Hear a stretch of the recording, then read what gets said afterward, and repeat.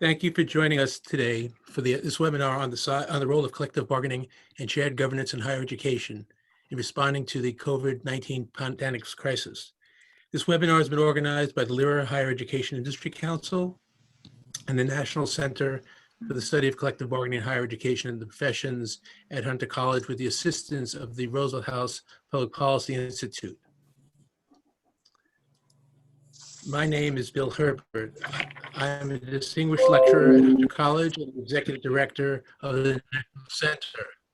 I'm also a co-chair of LERA's Higher Education Industry Council. Before beginning the webinar, we must thank the LERA COVID-19 Webinar Organizing Committee, including Emily Smith, Joel Kutcher-Guschenfeld, Bill Kennard, and Wilma Liebman, and the staff of the National Center and Roosevelt House for their assistance. Lastly, I want to give a shout out to my co-chairs of the LERA Higher Education Industry Council, Judith Ogden at Clayton State and Toby Schultz-Clubbin at Rutgers. We encourage you to join the Industry Council and our activities. Please note that this session is being recorded. And unless you state otherwise, your comments will be assumed to be open information and on the record, as journalists and lawyers would say. If you want your comments to be off the record, you should state so explicitly. I will be moderating and participating in today's panel. Let me introduce my fellow panelists. Terry Curry is Associate Provost and Associate Vice President for Academic Human Resources at Michigan State University. Risa Lieberwitz is Professor of Labor and Employment Law at Cornell University's School of Industrial and Labor Relations and AAUP's General Counsel. Risa, Terry, and I will begin the dialogue in shortly, and and then after we finish, then we're going to hear comments and reports from various campuses around the country, including reports from UUP's Jamie Dangler about SUNY, Rebecca Givan from Rutgers Faculty Union, Dale Kapla, who's Associate Provost at Northern Michigan University, Julie Schmid from AAUP, and Michael Eagen, Associate Provost at UMass, and then will be followed by additional comments and questions. Please keep in mind that this webinar is only going to scratch the surface of the many issues that are facing state universities and colleges, community colleges, and private institutions. In order to ask questions or make comments, you'll have to utilize the screen, the bottom of your screen, which will give you prompts to raise your hand, or you can type in your questions or comments along the way. We suggest that you utilize the time of the presentations to start formulating your questions to allow for us to have additional time to go through the process of trying to respond to all of them. Our discussion, though, has to begin with an expression of gratitude to the health professionals and essential employees in higher education and other industries who've been working and sacrificing under stressful and difficult working conditions. And our heart obviously goes out to the millions of Americans who have lost their jobs over the past 2 months. This crisis has the potential for becoming a major turning point in the history of our nation and higher education. The question is, in what direction? It can be a catalyst for new respect for knowledge, science, and the humanities, and lead to fundamental changes in public policies to support the essential role higher education plays in our society. Or COVID-19 might further energize the revival of American anti-intellectualism and the expansion of Gilded Age-like hostility to labor, race, equality, and justice. Like the Great Depression, the current crisis might precipitate greater labor activism on campus and in other industries. We've already seen a major change in federal labor policy concerning organizing. Under the CARES Act, mid-sized employers who receive certain federal loans must remain neutral during organizing efforts for the term of their loan. On the other hand, the financial crisis might turn out to be more like the Great Recession from 12 years ago. That was a time when politicians in some states used the Great Recession as a pretext to attack public sector collective bargaining. This included specific legislation targeting collective bargaining on campus.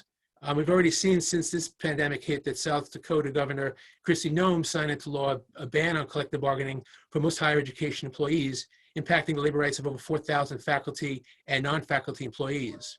One thing is clear, the full ramifications of the crisis in higher ed are not yet known, but there are already warnings of massive cuts to public funding, a steep decline in enrollment, and possible closures or mergers of institutions. Some schools have already announced or imposed hiring freezes, furloughs, layoffs, and the non-renewal of contingent faculty. Just this morning, Inside Higher Ed reported that Missouri Western University has announced it will be laying off 31 faculty without tenure, with an additional 20 professors receiving one-year contracts. With that said, we today need to examine two core questions in higher education. What are the respective roles that administrators, faculty, and other employees have in making decisions responsive to the crisis? And the second is, what are the values and standards that underlie each decision? Higher education has a long tradition of shared decision-making through campus governance that provides faculty a voice in decision-making.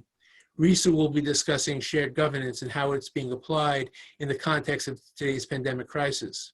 But one of the other complexities of higher education is that collective bargaining rules differ between private and public sector institutions and between public institutions in different states. For example, tenure-track faculty at private institutions do not have a right to engage in collective bargaining because of their role in shared governance under the Supreme Court's Yeshiva decision. Therefore, at private institutions, governance structures are central for tenure-track faculty's involvement in decision-making related to COVID-19.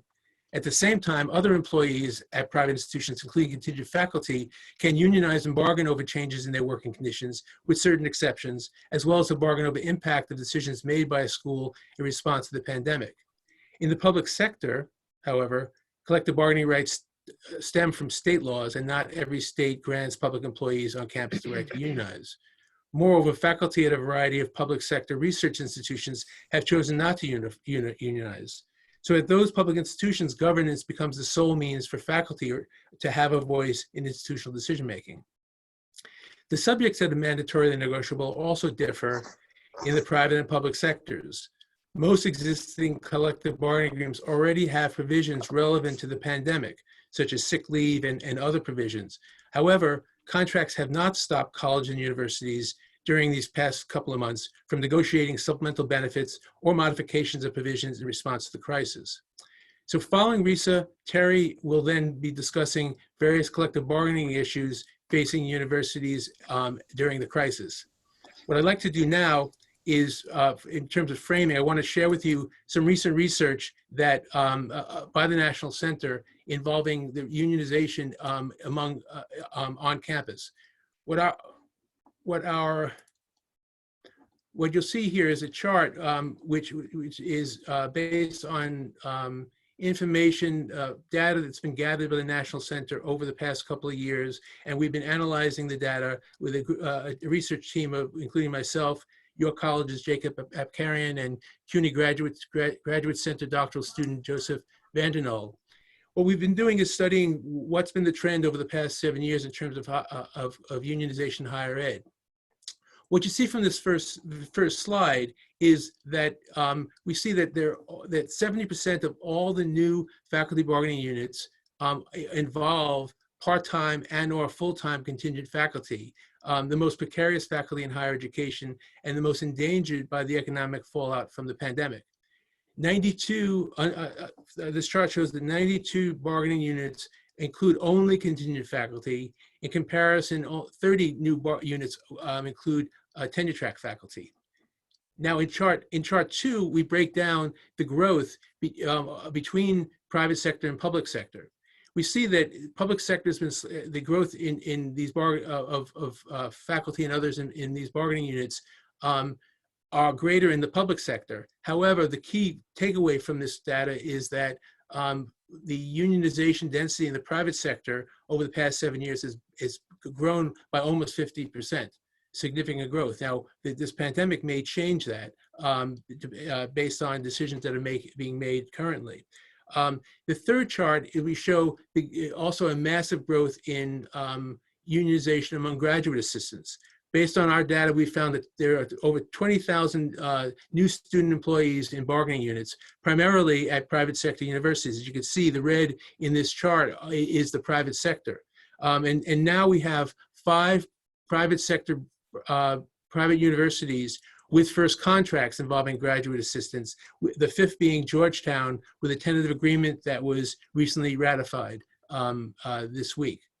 So with a demonstrated growth in unionization, and the existence of many other long-term collective bargaining relationships. The question is, what are the issues that institutions, unions, faculty, graduate assistants, and staff are grappling with respect to responding to COVID-19? In chart 14, I just put together a list of, on the left are issues that would cover everyone, staff and faculty and graduate assistants, and on the right are issues that are primarily dealing with faculty. When we're dealing with questions of collective bargaining and this crisis in higher education, we have to be mindful that the issues are not only about faculty, but also the numerous staff who are keeping the campuses open during this terrible crisis. So with that, I'm now going to turn over the discussion to Risa, who's now going to be discussing the shared governance in the context of this crisis. Great, thank you. Thanks a lot, Bill. Hello, everybody. It's very good to be here, and thanks so much for attending. I'm going to share a PowerPoint slideshow with you, and hopefully technologically that will work for me. Okay.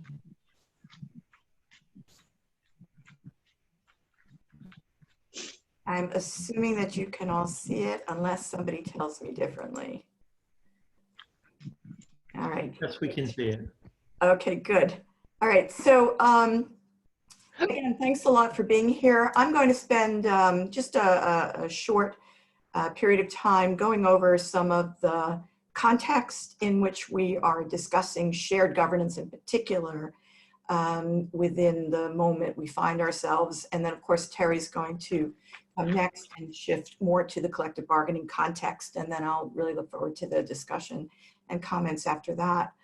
I'll focus on shared governance. And as I say here, shared governance in the COVID-19 crisis, plus the ongoing issues of the context that we find ourselves in, particularly since the 1980s, of shared governance in the so-called corporatized university, which presents us with a very difficult situation of how to do shared governance in the middle of a crisis when we're already in an ongoing crisis of corporatization, where we have problems of the growth in university administration, along with that an increased unilateral decision-making, kind of hierarchical process of being very top-down from the administration, attacks on tenure, with the labor of faculty being more and more part of a contingency, as Bill was just pointing out, and along with that, problems of shared governance being weakened as the contingent nature of the workforce changes. And so in that situation, what do we do? How do we get out of that? Well, one of the things I always do is to go back to first principles, fundamental principles, because they're fundamental for a reason. No matter what the crisis, the reality is that higher education is there with a public mission to serve the public good. And in order to do that, we need these basic principles of our working conditions being faculty having academic freedom, job security, strong job security of tenure to protect that academic freedom, and along with that, as part of our academic freedom collectively, to engage in shared governance and to participate fully in the university in all sorts of decision-making. And I have here posted from the AAUP, the One Faculty, One Resistance logo, and the website link as well, because all of that really picks up on something that Bill was mentioning, which is remembering the entire workforce that we're going to be caring for and caring about.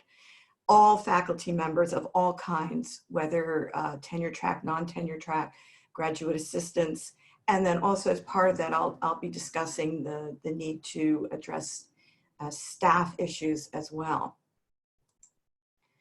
And so continuing on that notion of using fundamental principles, I have these 3 points that, again, are fundamental in terms of what we do with those principles. We organize. So for the AAUP, We have AAUP chapters that are both advocacy chapters in non-unionized settings. As Bill pointed out, in the private sector, that's going to be where we're going to see most of the tenure track and tenured faculty and advocacy chapters. Non-tenure track faculty have greater opportunities in the private sector to unionize, but whether they're advocacy chapters or collective bargaining chapters, it's all about organizing.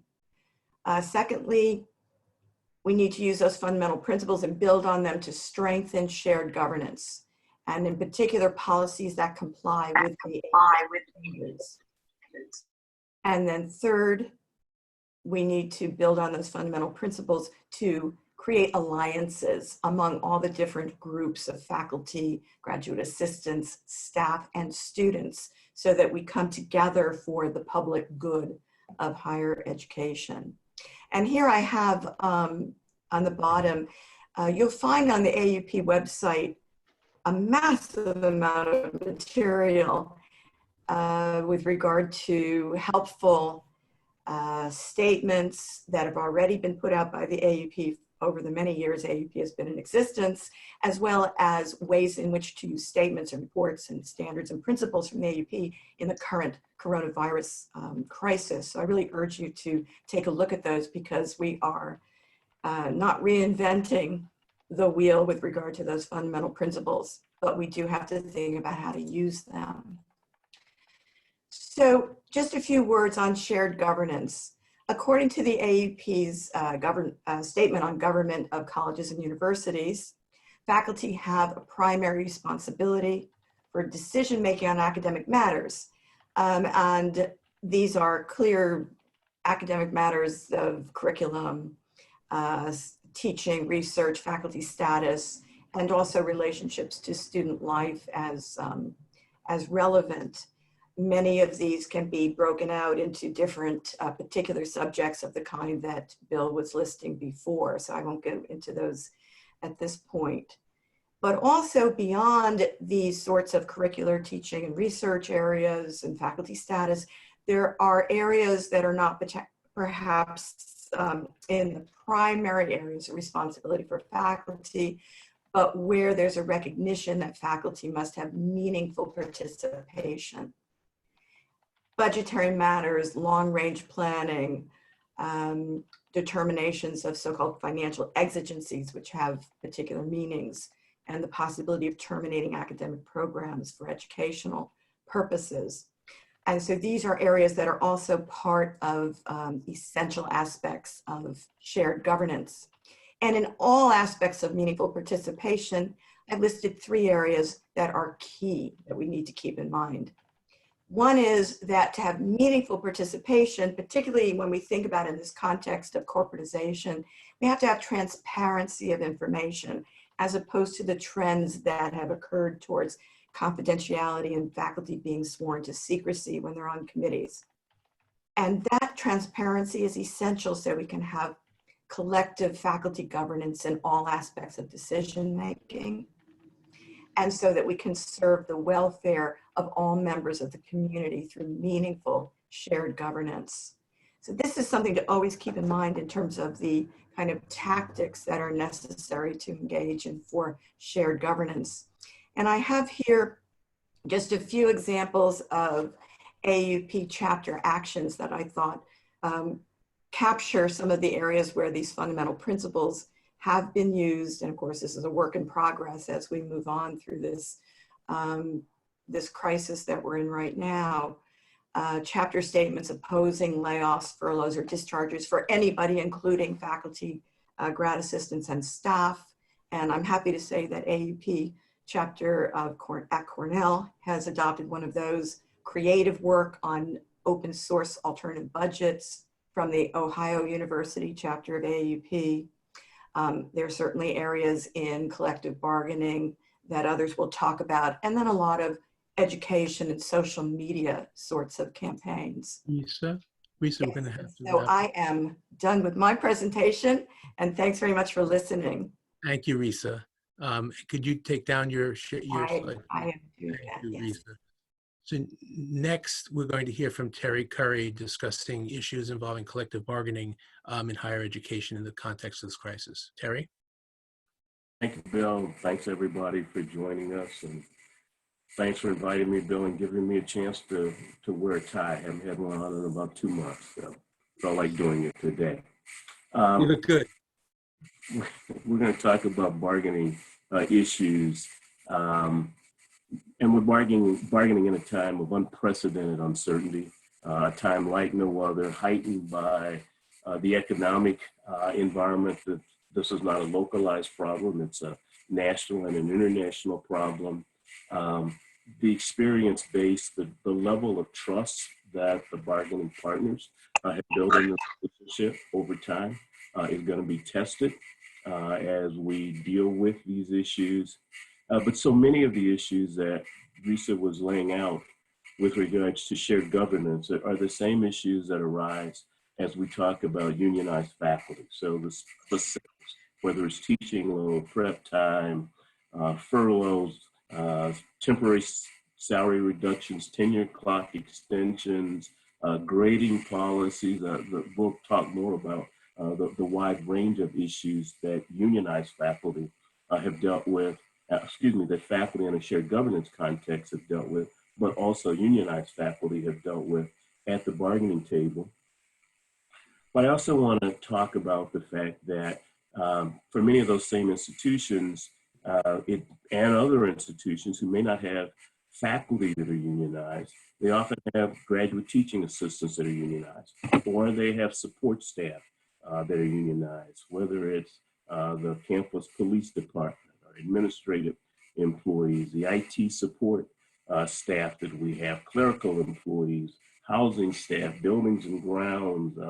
We have operating engineers operating our power plant at Michigan State, the myriad of employees in those universities that have health systems. So these bargaining issues are issues not only for faculty, but for a wide variety of the key individuals that are necessary to run our colleges and universities.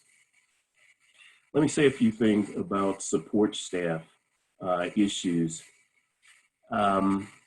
With regards to many of the support staff unions that are there, there have been requests for bargaining that began certainly in March, if not a bit sooner, requests to negotiate MOUs because of many of the immediate issues that arose as a result of COVID-19 as we move from face-to-face teaching to remote teaching and remote working. So what do you do with those staff members that are in the dorms when we've closed the dorms and sent the students home? What do we do with the people who are cleaning our buildings when we're not using those buildings because we're all working remotely?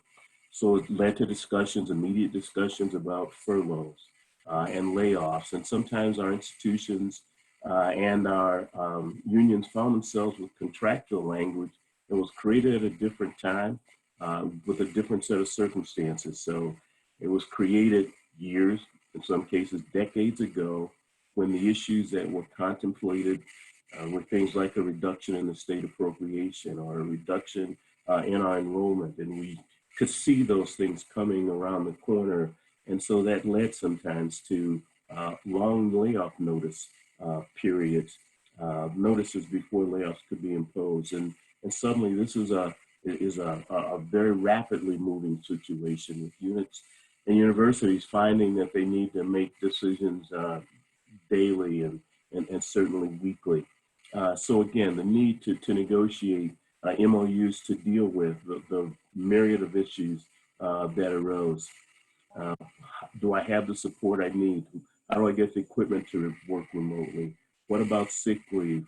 How do we take advantage of the CARES Act? How do we take advantage of the Enhanced Federal Family and Medical Leave Act? What do we need to negotiate to be able to take advantage of those issues? Down the road, these issues will continue as we begin to think about things like bringing our campuses back, medical testing and contact tracing, the privacy issues that are involved, a continuing need to negotiate around those issues, certainly for support staff, but academic staff as well.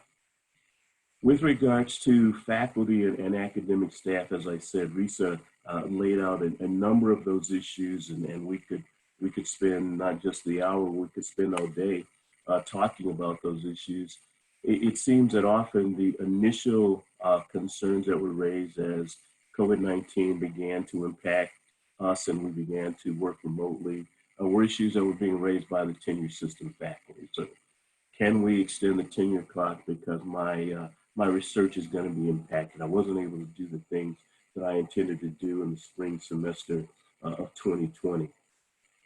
And then from extending the tenure clock to questions like teaching evaluations. And so I had to make this abrupt shift to teaching remotely. It's going to have an adverse effect on the teaching evaluations. Are those going to be used in my annual review? Are they going to be used in determining my salary increase? Are they going to be used? Or how will they be used in decisions about reappointment and promotion and tenure? Some of those same issues were issues for non-tenure track faculty. What about the teaching evaluations and how will they be used? And if you're extending the tenure clock of tenure system faculty, what about extending my appointment? What about extending the contract that I have? Over time, we moved to issues like sabbatical leaves. I wasn't able to go to Italy to do the work that I had intended to do. So I essentially lost my sabbatical leave for the spring semester, but our policy says you're not entitled to another one for 6 years. Well, do we amend that? Do we adjust that? If I cancel my sabbatical that's scheduled because of travel restrictions or other issues, what happens to the queue? Because there are other colleagues in my department that are waiting and we can only let so many people go at a time.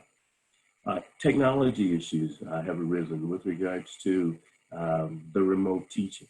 I live in a remote area. I don't have the internet support necessary. What's the university going to do? My home computer is inadequate. Will the university provide a hotspot, a laptop, so that I'm able to do that? There are questions that are sort of long-standing questions when we began to do online teaching. Who owns the content? Those issues will continue to arise and probably increase. And as it has become clearer that this is not a short-term issue, but we're going to be many years getting over the economic effects of this.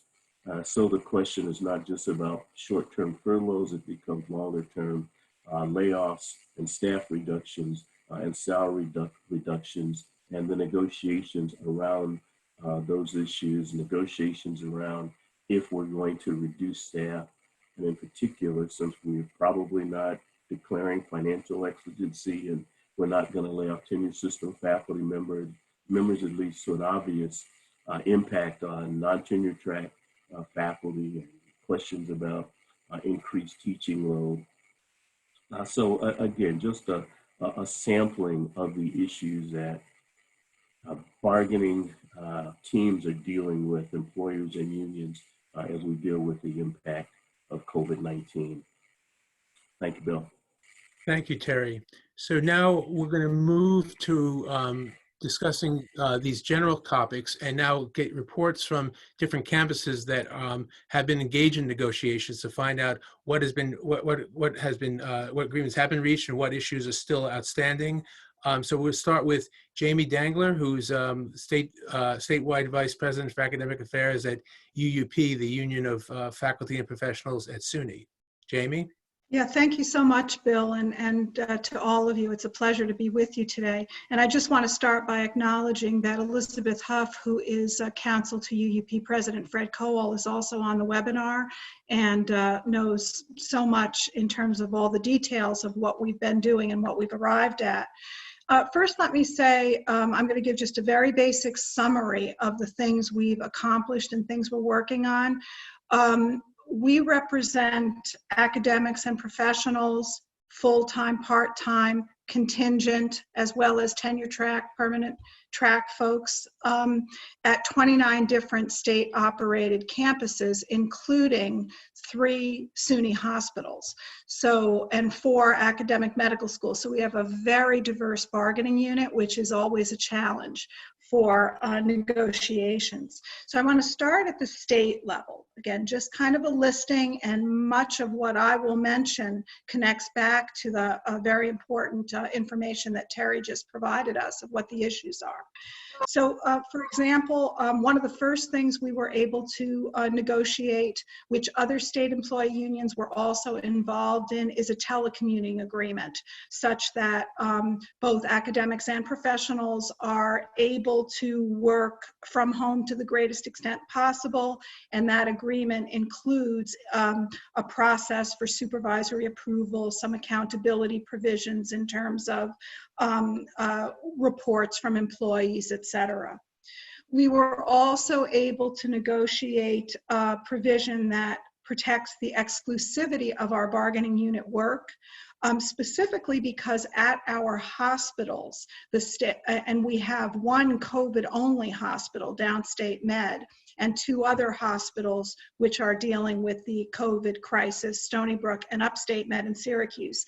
And because of the tremendous volume of need and work, they had to bring in some non-bargaining unit labor. So we were able to negotiate a protection to protect our exclusivity beyond the COVID crisis.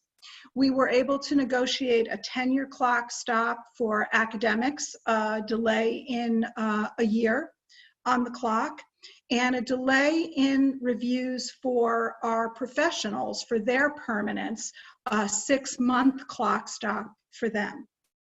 We were able to negotiate a provision such that student evaluations of teaching from spring 2020 do not need to be submitted for any evaluative purposes going forward, for reappointment, for tenure, for promotion. And that covers our full-time, part-time, contingent, non-contingent employees. In the health benefits arena, many things have been done to enhance New York State health insurance for state employees to address COVID-related needs. One specific thing is we were able to get a telemedicine and telecounseling program for state employees.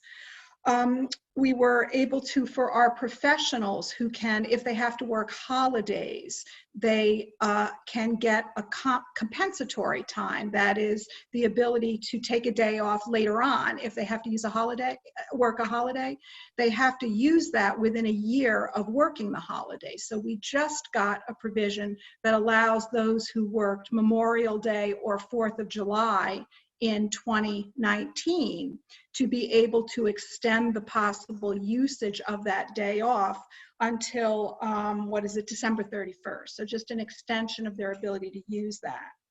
So those are the state level issues. Now, through labor management work, both at the state, yes. Can you go ahead, Bill? Would you describe what are some of the outstanding issues that haven't been resolved? Yes. With the state? Yes.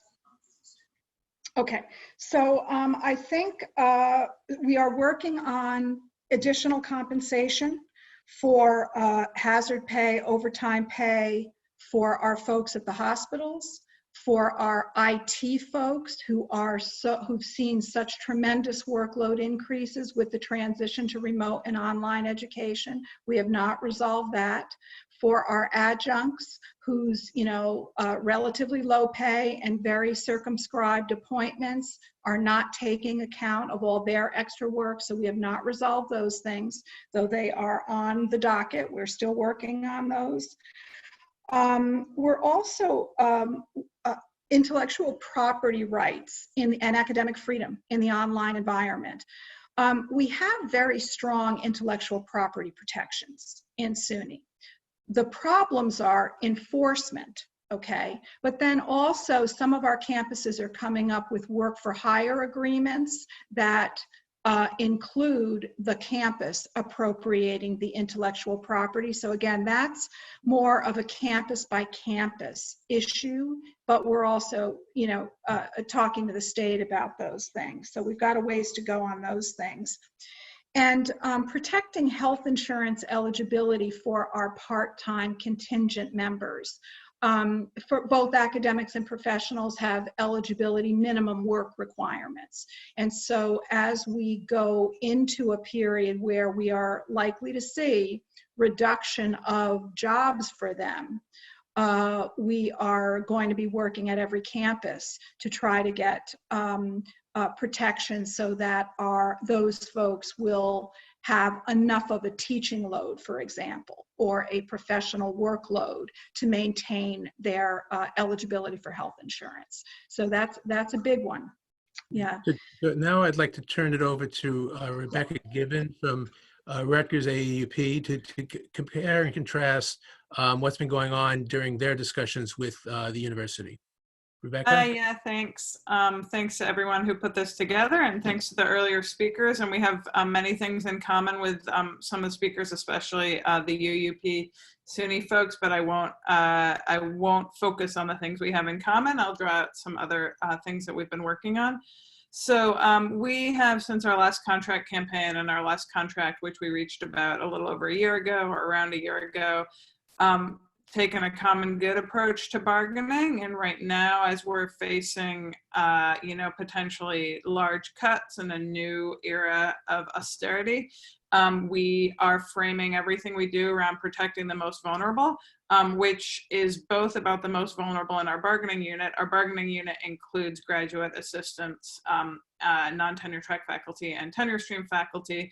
And then we have a sibling separate unit of our adjunct faculty, our part-time lecturers. So you can see who the most vulnerable are there, but we actually have a strong, stronger than it's ever been, coalition of about 20,000 unionized folks across Rutgers in all kinds of unions and all kinds of jobs, dining halls, everything else. And our coalition is, this has actually been really heartening in that we've been very strong. And there are also non-unionized folks, both some folks who work for the university who aren't organized, and then community members, right? So we work very closely with a worker center whose members are completely dependent on the university, whether they work in restaurants or delivery services or whatever it is. They're not necessarily employees. And so some of the common good demands we've been working on as we face this crisis, which I see as a dual crisis. It's a healthcare crisis and it's an economic crisis, have been around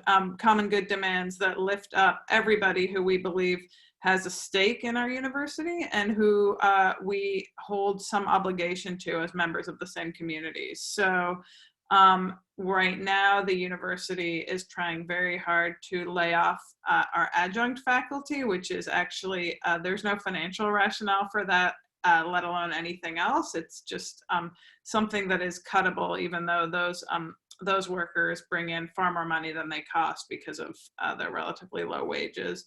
So we're working on how to address the non-reappointment of hundreds probably of adjunct faculty.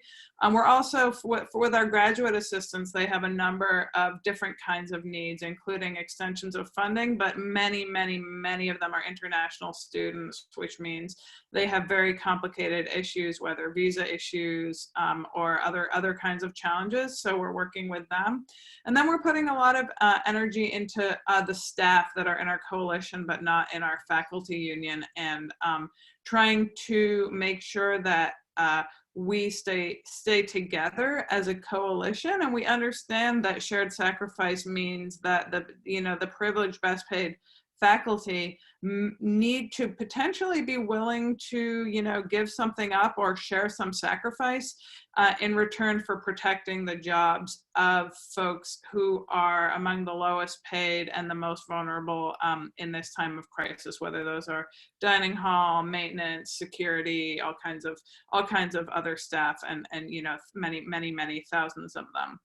We have had some significant wins already, including working with the university to make sure we can resolve to the best of our ability visa issues, even though there's a tremendous amount that's unknown and waiting for federal guidance and all the rest of it. Right now, nobody knows if visas are being processed. So if anybody can come from abroad or not, we just don't know. Universities are going to squeal if international students can't get visas to enroll, but we'll see where we are in the fall.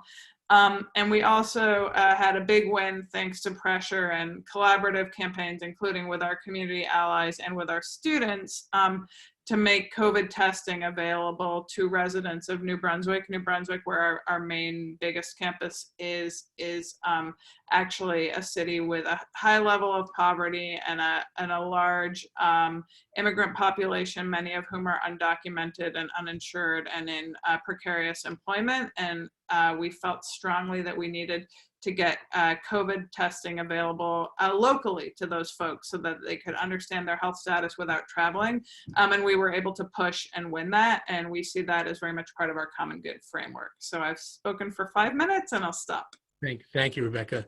Next, we'll turn to Dale Kapla and move to the Midwest in Northern Michigan University, where Dale is Associate Provost for Undergraduate Programming. Dale? Well, thank you, Bill. Thanks, everyone. Thanks for putting this all together. This is great. Just wanted to give you a brief overview. We're in the UP of Michigan. We have a regional comprehensive university, about 7,500 students. The largest union on campus is the AAUP, about 300 full-time, including part-time. In the bargaining unit, we also include tenure track and non-tenure track faculty. Some of the things that we worked out very early on when this crisis hit was a lot of the things that Terry mentioned through Michigan State are some of the issues that we all have to think about, and that is extending tenure clocks, and we worked that out very, very early on with the AAUP. One of the things that we also worked out through an MOU, because it is in our collective bargaining agreement, is online teaching, remote teaching is an option for faculty here. And in order to be assigned a distance education course, it has to be the result of mutual agreement between your department head and faculty member. So obviously when we moved to remote learning, we needed to do something with that. So we worked out an MOU very, very quickly. And I'm still, and of course the folks that I work with and with administration were very, very impressed with the way the faculty just stepped up to the plate. And in a matter of 2 or 3 days, they were able to put their classes online. And in a lot of cases, of course, labs online, you know the difficulty with that. So I'm still just so pleased with how they stepped up. We are currently negotiating with the AAUP, and we hit the table at the beginning of March. Of course, we've moved and transitioned into Zoom. That has been going quite well. We meet twice a week, and now we're kind of getting down to 1 a week for longer periods of time. The discussion is good. We have not really talked at the table too much about some of the things Terry was talking about. We're just kind of moving forward as if things are kind of quote unquote normal, but of course we all know that they're not. One of the interesting things about what we're doing now, and Risa's comments very early on resonated with me, because in negotiations, we're starting every session, it just sort of grew organically with a question and answer, and issues that don't necessarily deal with that are not pertaining to negotiations, things about the university and sort of about the state financial situation. And so it's this sort of back and forth that we're having, and we're trying to share this information in light of not being able to meet in person. Thank you, Dale. I want to move on now to 2 questions. I'm going to ask Julie Schmid those questions. Julie Schmid is the Executive Director of AAUP. Julie, the first question is, will collective bargaining in higher education, do you think, become a platform for strategic dialogue about the future of higher education overall as an industry?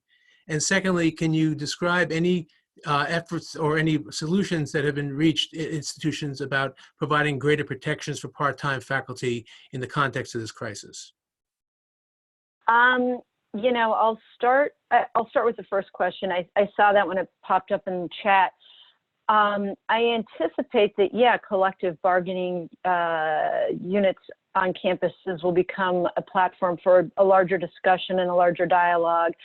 frankly, I think what Rebecca was talking about regarding, the bargaining for the common good agenda really sort of points the way towards that.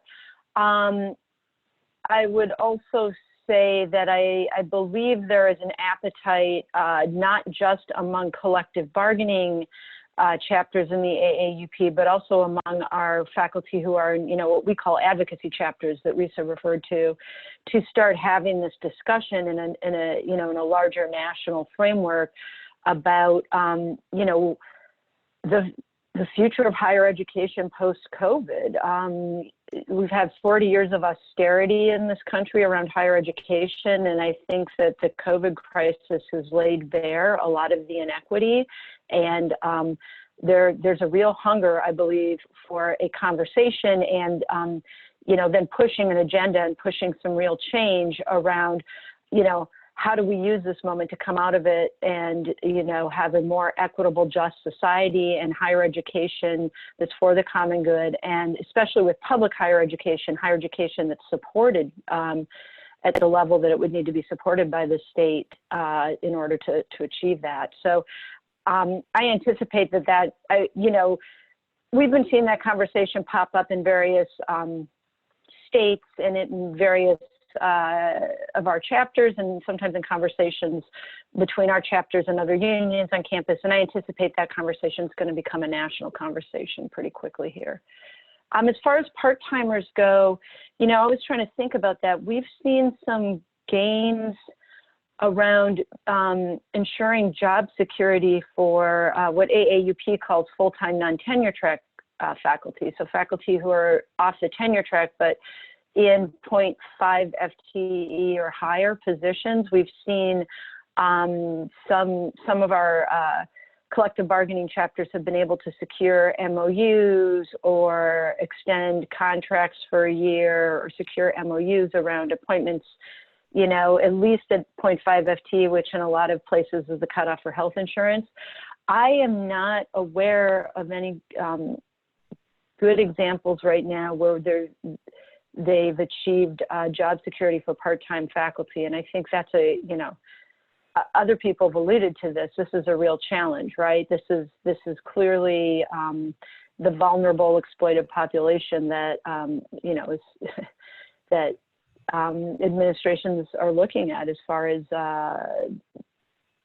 budgetary flexibility. Okay, so now we're going to move to Michael Eagen, who's at the University of Massachusetts at Amherst. My understanding is that at that campus, there is informal agreements that have been reached. And I've asked Michael to report on those. And also, Michael, if you could respond to some of the issues that have been discussed previously over the question of job security and other issues that about the role of collective bargaining can play for the future in light of this crisis. Thanks, Bill, and thanks for the invitation to speak. I apologize for the lack of video, but I'm having some technical difficulties, which I think is common across higher ed right now with how we're doing our work. I also want to acknowledge, I believe Eve Weinbaum is on the webinar, and she is the president of our faculty union at UMass Amherst, who I've been working closely with, as has our provost and chancellor, in responding to the pandemic. Our collective bargaining agreement covers all faculty, including non-tenure track, tenure track, and part-timers. We also have librarians in the faculty bargaining unit.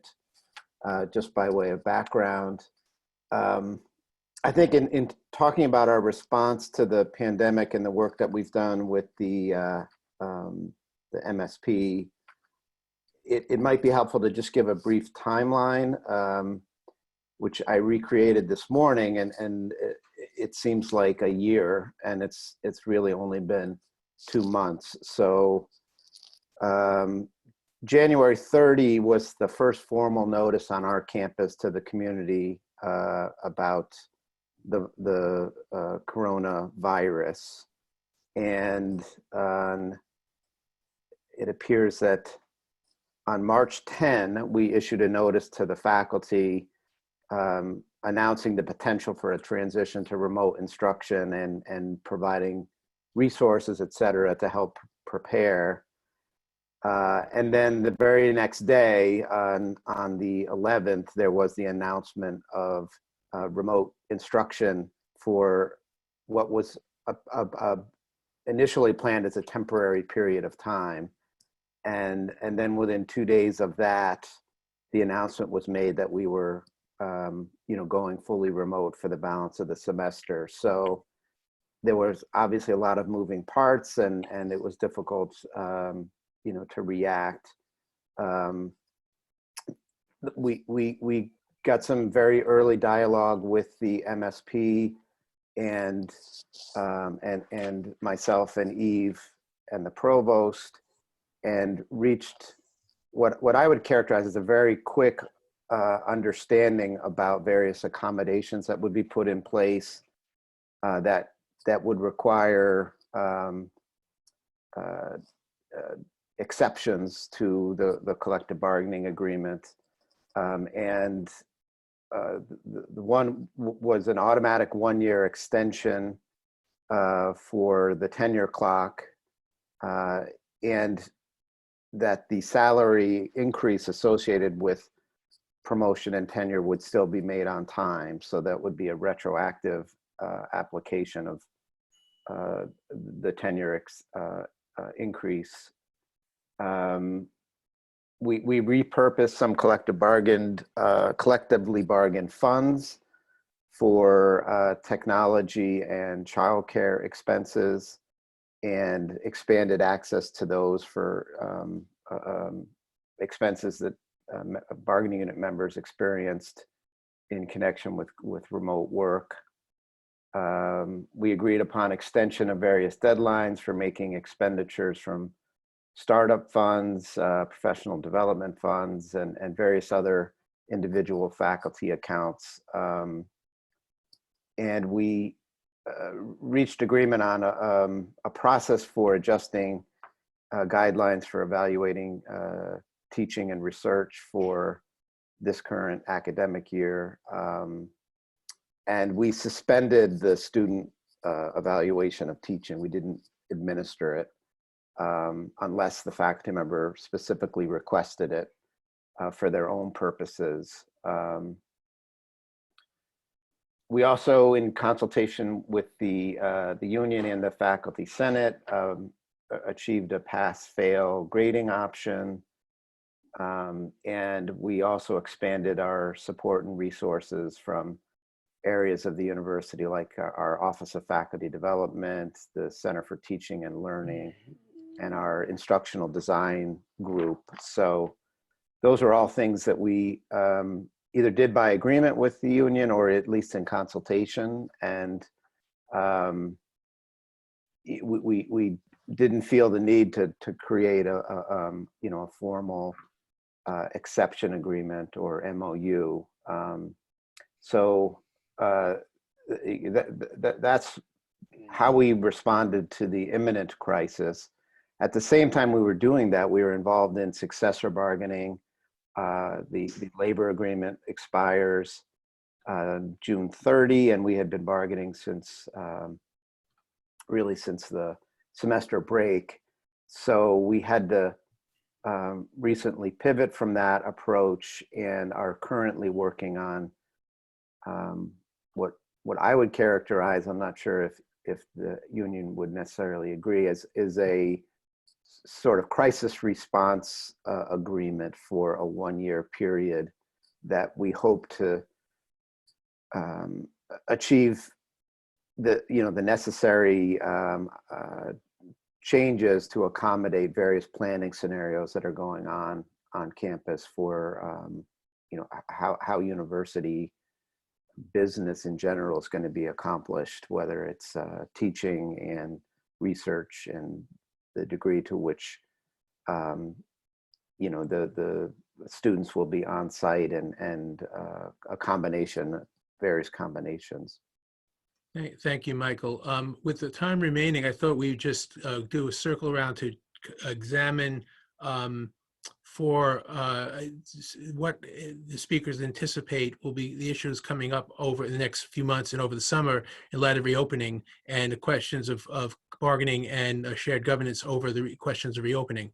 Let me start with Risa, just 1 minute, to if you can, everyone within 1 minute, what you think may be happening in the next few months. Thanks, Bill. I think with reopening, there are so many issues that cover the gamut. And now I'm just going to speak from the shared governance standpoint of, safety issues, personal safety, the ability to work in labs, who's going to deal with those questions. Are we going to be online? What will it look like? I mean, it runs the gamut of everything one can think about, and we're doing it in the context of uncertainty.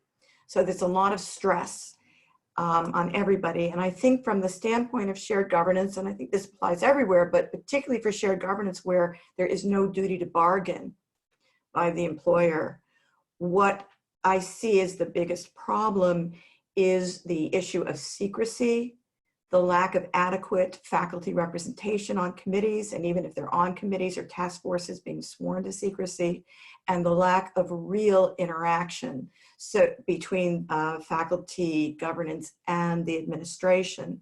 So I think that what will be required is a lot of work to organize and do collective actions as much as possible to put pressure on the administration to really engage in that cross-section of all those issues. Thank you, Terry. From administrator's perspective, in 1 minute. Yeah, or less. Among the issues that I'm worried quite a bit about as we return to faculty, as we return to campus, and some faculty members say, I'm just not comfortable doing it. I'm 65, I have health conditions, I'm not comfortable being back. And my class is not one that is conducive to being presented in an online way.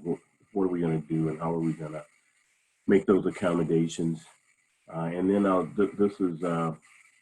maybe this is the one that I'm feeling now, because I don't think I have the right chair and any of the right ergonomics. I think we're going to have a whole bunch load of workers' comp issues about all of us sitting in the wrong way and looking at screens, and so down the road, that we're going to hit those too.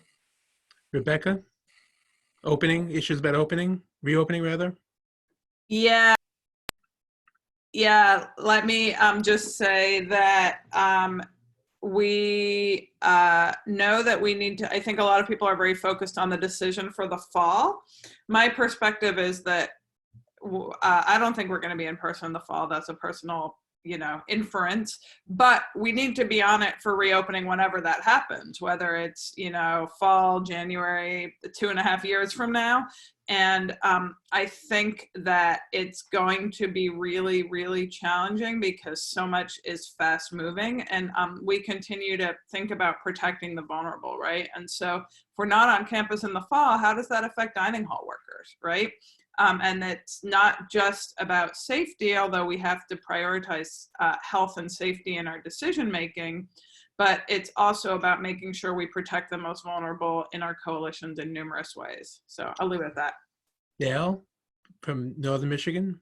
Yes, I would echo what the last three folks said, and I think for us and for a lot of folks, it's it's going to be the financial issues going forward, and enrollment, and if we do open up, and we're planning on open up in the fall, and if the rest of the institutions do, it's not going to look, I don't think it's going to look like college like we're so used to, right? We're not going to have these bonfires down at the dorms. We're not going to have these traditional college activities in the college experience. And so how do we work around that? And how do we work with the enrollment challenges as well?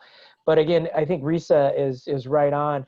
We really need as administrators to bring the faculty along with us. I mean, they have some fantastic ideas. We just have to be willing to listen. And I think this is a true time for shared governance for sure. And let's move to Michael, do you want a closing remark? Whoops. So Julie Schmid, do you want to give a closing remark? Sure. I would just echo a lot of what I've heard. What we're hearing from people are real concerns about reopening, how that would work, you know, protections for faculty and students who may have underlying health conditions or be in at-risk groups as far as COVID goes.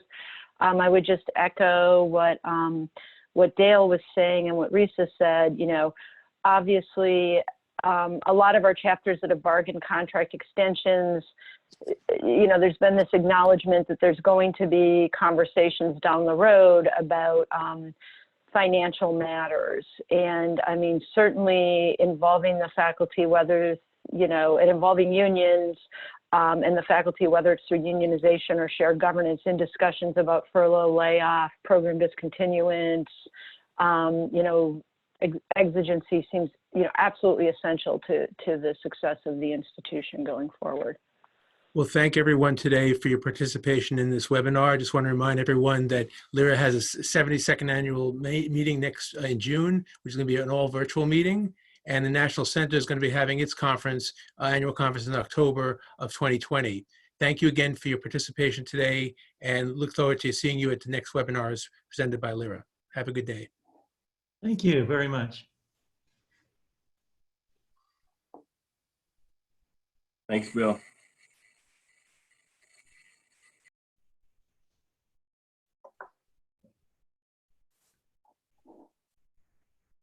So Bill, I'm just going to stay